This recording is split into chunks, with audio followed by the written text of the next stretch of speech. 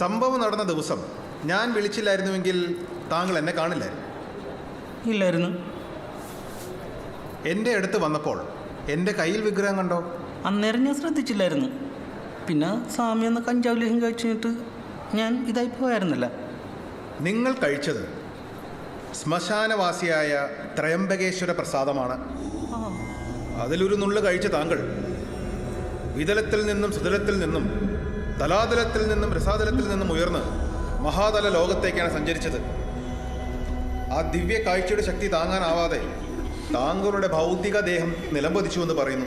ഇതൊക്കെ എങ്ങനെ എഴുതി വെക്കും? ഓ, എന്ത് പറയാനാ, എന്തോ കൂടിയത് അടിച്ചോണ്ട് വന്നിരിക്കുക.